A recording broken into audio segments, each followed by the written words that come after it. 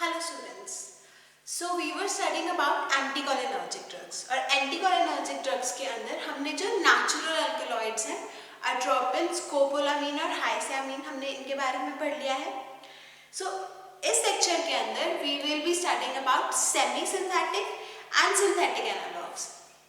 अब जब हमने एंटीकोलिनर्जिक ड्रग्स के बारे में पढ़ा, तब हमने जब एट्रोपिन के बारे में पढ़ा, तब हमने बहुत सारे उसके एक्शंस पढ़े. हमारे पास डिफरेंट ऑर्गन्स के ऊपर डिफरेंट एक्शंस हैं एट्रोपिन के. बट हमारे पास सिमिलरली हमने एक चीज़ पढ़ी थी जब एट्रोपिन पढ़ रहे थे कि हम जो एट्रोपिन है वो नॉन सिलेक्टिव एजेंट है. तो जितने भी हमारे पास मस्कैरिनिक रिसेप्टर्स हैं, जितने भी निकोटिनिक रिसेप्टर्स हैं, सबके ऊपर जाके हमारे पास एट्रोपिन बाइंड करता है और हमारे पास एंटीकोलिनर्जिक इफेक्ट्स आते हैं, राइट. और एंटीकोलिनर्जिक इफेक्ट्स के साथ साथ हमारे पास कुछ सीवियर साइड इफेक्ट्स आते हैं एट्रोपिन के. तो इसी वजह से हमारे पास लैब के अंदर सिंथेटिक और सेमी सिंथेटिक प्रिपरेशंस का फॉर्मेशन किया गया, क्योंकि हमारे पास जो एट्रोपिन था उसके वाइड रेंज ऑफ इफेक्ट्स आ रहे थे. हमारे पास जो थेराप्यूटिक वैल्यू थी वो एट्रोपिन की है, लेकिन हमारे पास उनके अंदर सिलेक्टिविटी नहीं होती और इसीलिए हमारे पास सेमी सिंथेटिक एंड सिंथेटिक जो एनालॉग्स हैं एट्रोपिन के वो इंट्रोड्यूस किए गए. अब हमारे पास सेमी सिंथेटिक एट्रोपिन है, सेमी सिंथेटिक अल्कलॉइड्स हैं, उनके अंदर हमारे पास होमाट्रोपिन आता है, इप्राट्रोपियम ब्रोमाइड आता है. और जो सिंथेटिक सब्स्टिट्यूट्स हैं, सिंथेटिक सब्स्टिट्यूट्स को हम फर्दर 4 क्लासेस के ऊपर डिपेंडिंग अपॉन कि हमारे पास उनका जो सिलेक्टिव एक्शन है वो कैसा आ रहा है उनके ऊपर हम क्लासिफाई करते हैं. जो माइड्रेटिक्स हैं, माइड्रेटिक्स के अंदर हमारे पास यूकाट्रोपिन और साइक्लोपेंटोलेट है. एंटीस्पास्मोटिक के अंदर हमारे पास प्रोपैंथिलीन और मीथाथलीन है. एंटीपार्किंसोनियन एजेंट्स के अंदर हमारे पास बेंजहेक्सोल है और वेसिकोसिलेक्टिव के अंदर हमारे पास ऑक्सीब्यूटेनिन और टोल्टेरोडीन है. सो हमने जो सिंथेटिक एनालॉग्स लैब के अंदर बनाए और इंट्रोड्यूस करे एज एंटीकोलिनर्जिक एजेंट्स, वो हमारे पास क्या करते हैं, अब जो हमारे पास डिफरेंट रिसेप्टर्स डिफरेंट फंक्शंस के लिए रिस्पॉन्सिबल है, वो हमारे पास जो हमारे सिंथेटिक एजेंट्स हैं इनके अंदर जो सिलेक्टिविटी है एक पर्टिकुलर रिसेप्टर पे अटैक कर हमारे पास बाइंड करने की, वो in comparison to natural alkaloids जाता है. यानी कि हमारे पास ये जो हमारे पास सेमी सिंथेटिक एजेंट्स हैं ये सिलेक्टिव है. अगर हम यूकाट्रोपिन की बात करें तो यूकाट्रोपिन हमारे पास सिर्फ और सिर्फ जो माइड्रेटिक एजेंट की तरह वर्क करेगी, ये सिर्फ हम आई के ऊपर यूज कर पाएंगे. सिमिलरली अगर बेंजहेक्सोल है तो बेंजहेक्सोल हमारे पास एंटीपार्किंसोनियन एजेंट की तरह वर्क करेगा. हमारे पास जो साइड इफेक्ट्स का नंबर है या एडवर्स इफेक्ट्स का नंबर है in case of semi synthetic या सिंथेटिक एनालॉग्स ऑफ एट्रोपिन और ऑफ एंटीकोलिनर्जिक ड्रग्स ज़्यादा हमारे पास सक्सेसफुल होते हैं. सो सबसे पहले हम बात करते हैं the agents which are used on eye, यानी कि हमारे पास माइड्रेटिक्स. अब माइड्रेसिस हमने पढ़ा था क्या होता है हमारे पास mydriasis, it is the phenomena of dilating the eye. तो हमारे पास जब प्यूपिल की डायलेशन होती है हम उसको कहते हैं माइड्रेसिस. और माइड्रेसिस और उसके अलावा हमारे पास साइक्लोप्लेजिया एक और टर्म आती है हमारे पास जिसको हम बोलते हैं cycloplegia.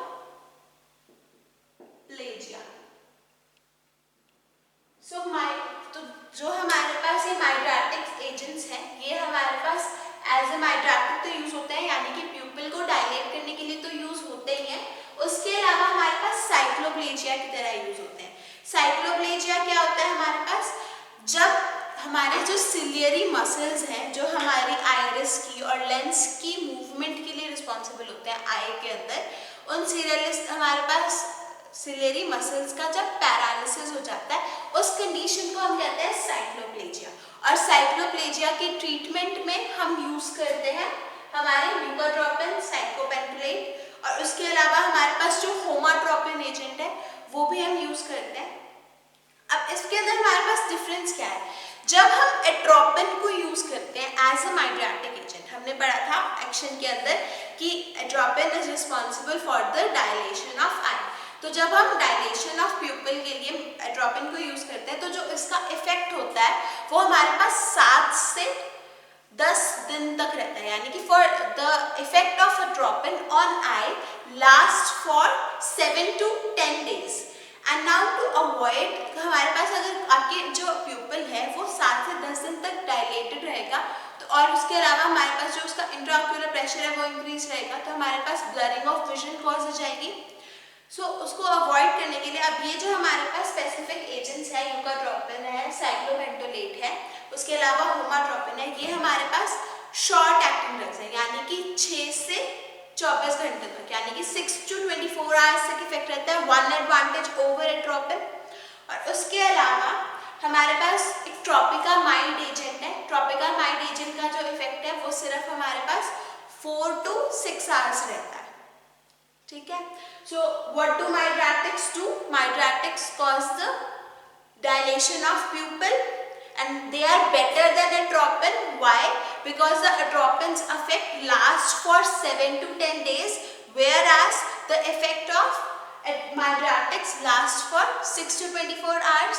In case of homatropin, eukatropin and cyclopentolate, and in case of tropicamide, the effect lasts only for 4 to 6 hours. ठीक है। सो जो ट्रोपिकामाइड एजेंट है उसका जो इफेक्ट है वो 4 से 6 घंटे तक रहता है, और जो हमारे पास होमाट्रोपिन, यूकाट्रोपिन और साइक्लोपेंटोलेट है, ये तीनों का जो हमारे पास इफेक्ट है वो हमारे पास 6 से 24 घंटे तक रहता है, इन कंपैरिजन टू अट्रोपिन जो कि हमारे पास 7 से 10 दिन तक इफेक्ट रहता है। नेक्स्ट जो हमारे पास क्लास है दैट इज एंटीस्पाज्मोटिक। अब एंटीस्पाज्मोटिक के अंदर हमारे पास प्रोपेंथलीन और मीथाथेलीन एजेंट्स हैं। अब ये जो हमारे पास एजेंट्स है ये क्या करते हैं, हमारे पास जो स्पाजम्स होते हैं जीआईटी के अंदर उनको रिलीफ करते हैं।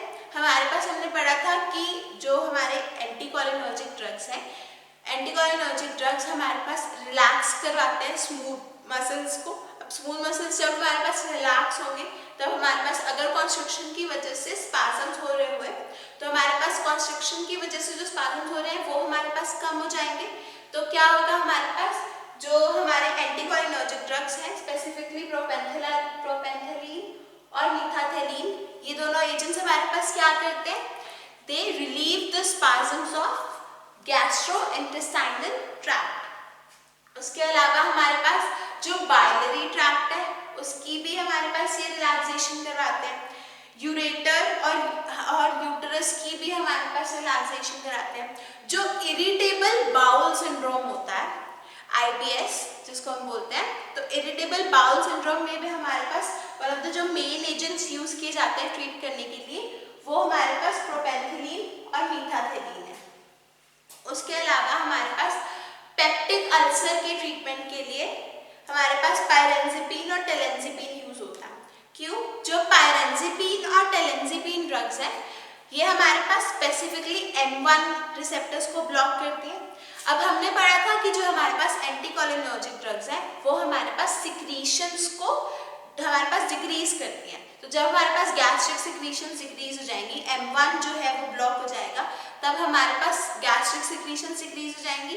और जो पेप्टिक अल्सर के अंदर हमारे पास इरिटेशन हो रही थी due to the excess production of acid on the mucosal layer of the stomach, या फिर हमारी म्यूकोजल लेयर जो है वो हमारे पास डिप्लीट हो रही थी, तो उसकी वजह से क्या होगा, हमारे पास पेप्टिक अल्सर के अंदर हम ट्रीटमेंट कर पाएंगे। सो पेप्टिक अल्सर के ट्रीटमेंट के लिए हमारे पास पायरेंजिपिन और टेलेंजिपिन यूज होता है क्योंकि ये सिलेक्टिवली M1 रिसेप्टर्स को ब्लॉक करते हैं, और M1 रिसेप्टर्स जो है वो हमारे पास रिस्पॉन्सिबल होते हैं गैस्ट्रिक सिक्रीशन के लिए, और हमारे पास जो गैस्ट्रिक सिक्रीशन है वो इनहिबिट हो जाती है।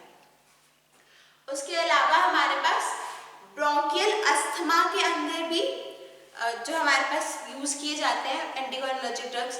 अब जब हमारे पास ब्रोंकियल अस्थमा की ट्रीटमेंट के लिए अट्रोपिन यूज किया जाता था तब वो क्या करता था, हमारे पास अट्रोपिन हमारे पास सिक्रीशंस डिक्रीज कर देता है, तो हमारे पास ब्रोंकियोल्स के अंदर म्यूकस की जो सिक्रीशन है वो डिक्रीज हो जाती थी, और हमारे पास जो म्यूकोसिलरी हमारे पास जो क्लियरेंस होती थी म्यूकस की वो डिक्रीज हो जाती थी, जिसकी वजह से हमारे पास जो प्री एग्जिस्टिंग म्यूकस है वो प्लग्स फॉर्म कर लेती है हमारे पास जिस पेशेंट के अंदर हम अट्रोपिन एडमिनिस्टर कर रहे हैं। और प्लग्स की फॉर्मेशन की वजह से हमारे पास फर्दर जो है वो अस्थमा हमारे पास कॉन्सेंट्रेट हो जाता था। लेकिन जो हमारे पास इप्राट्रोपियम ब्रोमाइड ड्रग है, इप्राट्रोपियम ब्रोमाइड जो है वो सिर्फ और सिर्फ हमारे पास ब्रोंकियल डायलेशन करती है, जिसकी वजह से हमारे पास अस्थमा के ट्रीटमेंट के लिए यूज होती है। So let's add another class.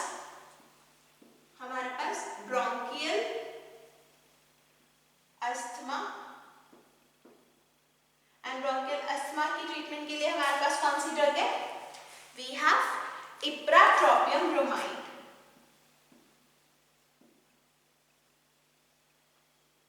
Now why is ipratropium bromide more? हमारे पास इप्राट्रोपियम ब्रोमाइड जो ड्रग है वो सेमी सिंथेटिक एनालॉग्स के अंदर आती है। सो इसको याद रखना कि हमारे पास ipratropium bromide semi synthetic analogs के अंदर आती है। अब हमारे पास जो एट्रोपिन ड्रग होती है, एट्रोपिन क्या करती है? हमारे पास ब्रोंकोडाइलेशन तो कॉज करती है। अब ब्रोंकोडाइलेशन करेगी, अगर हमारे ब्रोंक्यूल्स को डायलेट कर देगी तो हमारे पास जो हमारी वाइटल कैपेसिटी है लंग्स की वो इंक्रीज हो जाएगी और अस्थमा का पेशेंट उससे बेनिफिट होगा। लेकिन अब हमारे पास एट्रोपिन सिलेक्टिव नहीं होती, सिलेक्टिव एजेंट नहीं होती। इसकी वजह से क्या करती है एट्रोपिन? हमारे पास जो म्यूकस की सिक्रीशन होती है उसको स्टॉप कर देती है। अब म्यूकस की सिक्रीशन जब इनहिबिट हो जाती है तब क्या होता है? हमारे पास जो प्री एग्जिस्टिंग म्यूकस है, एक्स्ट्रा म्यूकस आ नहीं रहा, जो प्री एग्जिस्टिंग म्यूकस है वो क्या करता है? हमारे पास प्लग्स की फॉर्मेशन कर देता है। अब अगर आपके ब्रोंकियोल्स में प्लग्स म्यूकस म्यूकोसल प्लग्स की फॉर्मेशन हो जाएगी तो वो हमारे पास इनहिबिट करेंगे एयरवे के अंदर, हमारे पास ऑब्स्ट्रक्शन की तरह काम करेंगे। तो जो हमारे इप्राट्रोपियम ब्रोमाइड ड्रग है, इप्राट्रोपियम ब्रोमाइड का जो हमारे पास उसका कोई इफेक्ट नहीं होता म्यूकोसिलरी सिक्रीशंस के ऊपर, जिसकी वजह से हमारे पास म्यूकोजल प्लग्स की फॉर्मेशन नहीं होती और हमारे पास इप्राट्रोपियम ब्रोमाइड एक बेटर ड्रग है इन कंपैरिजन टू एट्रोपिन। उसके अलावा हमारे पास जो ग्लाइकोपाइरोलेट ड्रग है, ग्लाइकोपाइरोलेट हमारे पास यूज होती है एज एन एंटी सियालोगोग। एंटी सियालोगोग हमारे पास क्या होता है? जो ड्रग्स हमारे पास सैलाइवरी ग्लैंड्स की सिक्रीशन को इनहिबिट करते हैं उनको हम कहते हैं एंटी सियालोगोग। सो क्या क्या होते हैं हमारे पास? क्या टर्म आई है? एंटी सियालोगोग। अब जो हमारे पास एंटी सियालोगोग ड्रग्स हैं क्या होती है? हमारे पास सैलाइवरी सिक्रीशंस को इनहिबिट करती है।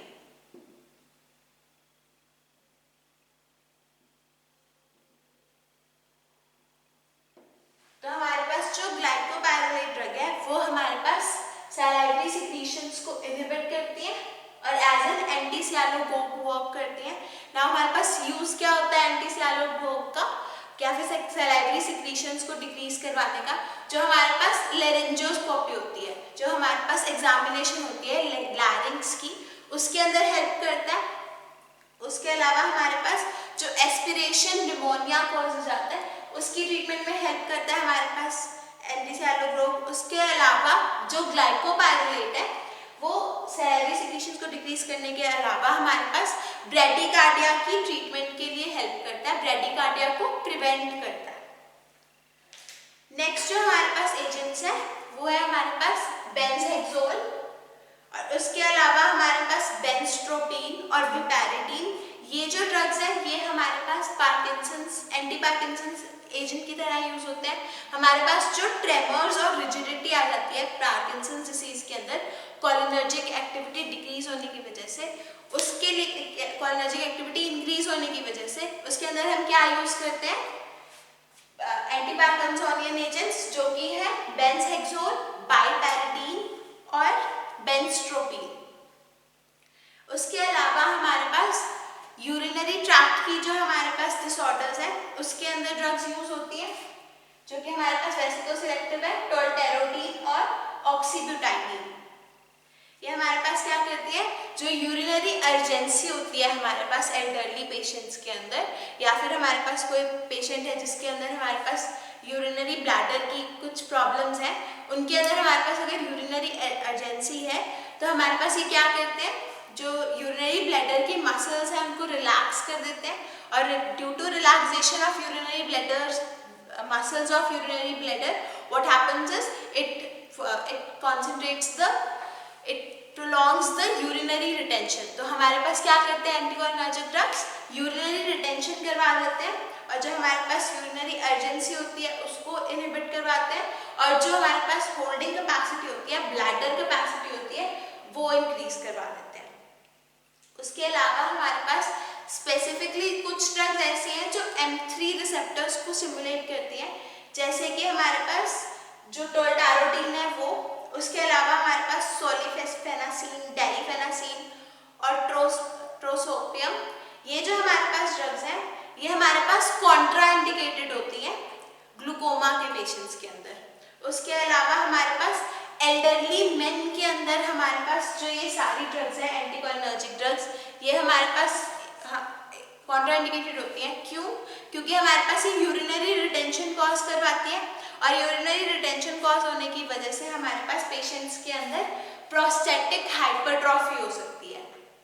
सो जो हमारे पास एंटीकोलिनर्जिक ड्रग्स है ये हमारे पास ग्लूकोमा के पेशेंट्स के अंदर कॉन्ट्रा इंडिकेटेड है. क्यों हमारे पास एंटीकोलिनर्जिक ड्रग्स जो है, जो माइड्रैक्टिक्स हैं स्पेसिफिकली, ये क्या करते हैं हमारे पास प्यूपिल को डायलेट कर देते हैं. प्यूपिल को डायलेट करते हैं तो हमारे पास जो आइरिस है वो कॉन्स्ट्रिक्ट हो जाता है. अब जब आइरिस कॉन्स्ट्रिक्ट होता है तो वो हमारे पास जो ड्रेनेज होता है एक्वस ह्यूमर का उसको इनहिबिट करता है. जब हमारे पास एक्वस ह्यूमर का ड्रेनेज इनहिबिट हो जाता है तब क्या होता है, हमारे पास जो इंट्राऑक्यूलर प्रेशर है एक्वस ह्यूमर की वजह से वो इंक्रीज हो जाता है, और इंट्राऑक्यूलर प्रेशर इंक्रीज होने की वजह से हमारे पास जो ग्लाकोमा है वो, हमारे पास जो ग्लाकोमा के पेशेंट्स हैं उनके अंदर आई के अंदर पेन स्टार्ट हो जाता है, और इसी इंक्रीज की वजह से हमारे पास जो ऑप्टिक नर्व है वो डैमेज हो सकती है, और जो ग्लाकोमा है हमारे पास वो लीड कर सकता है परमानेंट ब्लाइंडनेस को. तो हमारे पास एंटीकोलिनर्जिक जो ड्रग्स हैं ये हमारे पास कभी भी जो ग्लूकोमा के पेशेंट्स हैं उनके अंदर नहीं दी जाती. उसके अलावा हमारे पास कुछ ड्रग्स हैं जो कि ऑटोनॉमिक गैंग्लिया के ऊपर एक्ट करती हैं.